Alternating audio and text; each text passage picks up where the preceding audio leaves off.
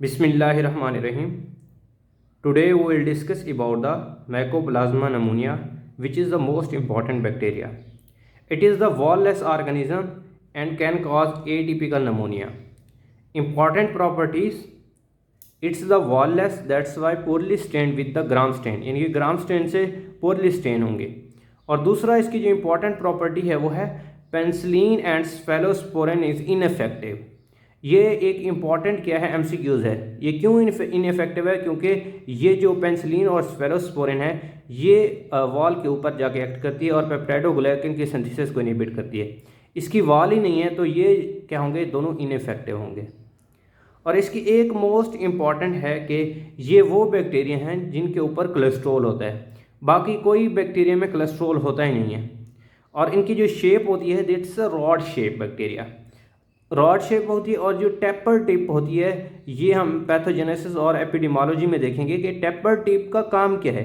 ये मेनली एक प्रोटीन है जो एपिथीलियम है, यानी कि रेस्पिरेटरी एपिथीलियम है, उसके ऊपर जाके एक्ट करती है। Here in case of the pathogenesis and the epidemiology, ये क्या होती है, transmitted by the respiratory droplets, यानी कि रेस्पिरेशन, ये क्या है, लंग्स में रेस्पिरेटरी ड्रॉपलेट के ज़रिए क्या होती है, ट्रांसमिट होती है। अब ये ट्रांसमिट हो गया तो ये क्या है, इसको थोड़ा सा एनलार्ज करके दिखाया हुआ, ये रॉड शेप है और उसकी ये क्या है, टेपर टिप।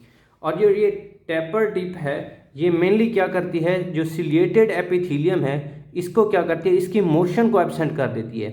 और ये रॉड शेप है, ये रिस्पिरेटरी म्यूकोजा को इन्वेट नहीं करता। अगर इसकी सिलरी मोशन क्या हो जाए, एब्सेंट हो जाए, तो एपिथीलियम की नेक्रोसिस होना शुरू हो जाती है।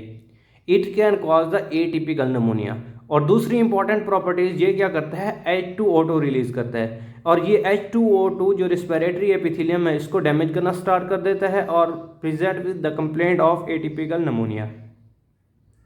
इसकी जो इम्यूनिटी है वो इनकम्प्लीट है, यानी कि दूसरी एपिसोड भी हो सकती है, पहली दफ़ा हुआ तो दूसरी एपिसोड। और इसका मोस्ट इंपॉर्टेंट ये है कि ये स्पॉन्टेनियसली हील होती है।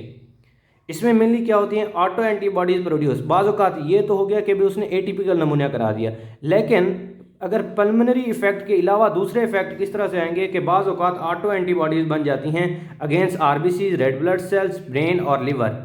तो ये इनको क्या करता है, डैमेज करना स्टार्ट कर देता है। तो इनको क्या कहेंगे, एक्स्ट्रा पल्मोनरी इफेक्ट, जो कि हम क्या देखेंगे, क्लिनिकल फाइंडिंग्स में देखेंगे। अब इसकी क्लिनिकल फाइंडिंग में क्या हो गया, एटिपिकल नमूनिया, यानी कि जो लंग्स को इफेक्ट कर रहा था। दूसरा इसकी जो कंप्लेंट है वो है non productive cough, sore throat and the air edge, और prominent filtrates in X-rays. X-rays में हमें क्या करें, जो लंग्स की एक्सरे लेंगे तो उसमें प्रोमिनेंट फिल्ट्रेट्स नजर आएंगे। डिजीज़ में भी रिजॉल्व स्पॉन्टेनियसली। ये क्या है, एमसीक्यूज है कि ये खुद ब खुद ही क्या होती है, 10 to 14 डेज में स्पॉन्टेनियसली हील हो जाती है। इसके एक्स्ट्रा पल्मोनरी मैनिफेस्टेशन क्या है कि Steven Johnson syndrome. Steven Johnson syndrome क्या है, फुल रैश अपेयर, बॉडी के ऊपर फुल रैश अपेयर होना शुरू हो जाती है। ये इसमें क्या है, ऑटो एंटीबॉडीज़ ने क्या कर दिया, यानी कि उसको वैजोडाइलेशन वगैरह करा दी तो फुल रैश अपेयर हो जाती है। और एरिथमा भी हो सकता है। दूसरा है रेनार्ड फिनोमिना। रेनार्ड फिनोमिना क्या है, देखें, ये ब्लड वेसल को अगर उसने इफेक्ट किया तो वो क्या कहेगा, जो ब्लड वेसल में जो ऑक्सीजन का फ्लो है वो कम हो जाएगा और साइनोसिस करा देगा। यहाँ पे ऐसे जो, अगर ये तो हमारी नॉर्मल है ना, अगर यहाँ पे हम ब्लड स्टॉप कर दें तो यहाँ पे ये ब्लूइश किस्म की अपेयर होना शुरू हो जाएगी। That's why it's called Raynaud phenomena. में क्या होता है, ब्लूइश हो जाती है, क्योंकि यहाँ पे जो ब्लड वेसल है वो कंस्ट्रिक्ट हो जाती हैं और ब्लड वेसल आगे जो ऑक्सीजन की सप्लाई है उसको नहीं दे रही थी। That's why it's called Raynaud phenomena. एक इम्पॉर्टेंट है गुलियन बारी सिंड्रोम। गुलियन बारी सिंड्रोम देखें, ये एक्स्ट्रा इफेक्ट दो है ब्रेन के ऊपर। तो मेनली ये क्या करता है, डीमाइलिनेशन ऑफ द न्यूरॉन।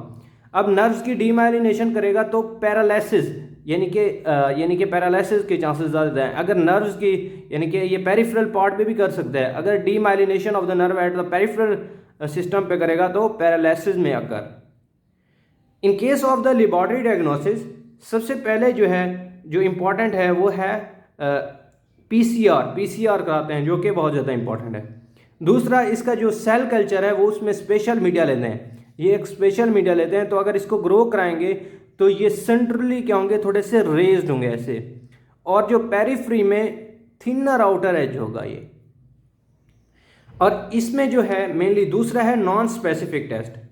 अच्छा, नॉन स्पेसिफिक टेस्ट में हम देखते हैं क्योंकि ऑटो एंटीबॉडीज़ हैं, ये आईजीएम जो ऑटो एंटीबॉडीज़ हैं ये क्या करते हैं, ओ रेड ब्लड सेल। ओ रेड ब्लड सेल का क्या मतलब है, ओ एंटीजन यानी कि ओ टाइप के जो रेड ब्लड सेल्स हैं उनमें 1:128 रेशो आती है।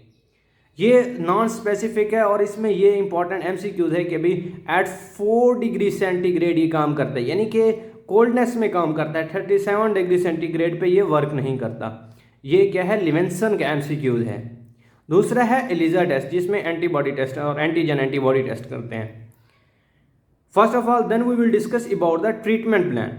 ट्रीटमेंट प्लान में क्या देंगे, मैक्रोलाइट्स में एरिथ्रोमाइसिन, एजिथ्रोमाइसिन, डॉक्सीसाइक्लिन भी दे सकते हैं। इसके बाद फ्लूरो यानी कि वो भी दे सकते हैं।